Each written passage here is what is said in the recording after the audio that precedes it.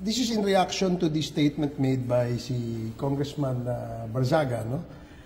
Tungkol dun sa sinabi niya kanina. Of course, it is his right to say things like that. It is his own opinion.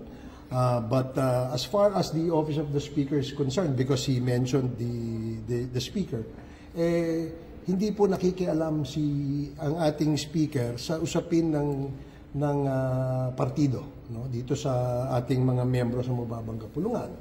And if he recalls, no, if Congressman Barzaga would recall, when the Speaker took over the reins of the district when his late father, Kong P.D. Barzaga, passed away, hindi po nakikialam ang ating Speaker sa anumang proyekto na pinatupad dyan sa loob ng distrito ni Congressman Barzaga.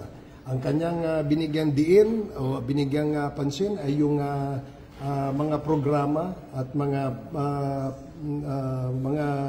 activities that have been extended to the constituents of the 2nd District of Cavite. Doon lang limitado ang engagement ng ating Speaker. So if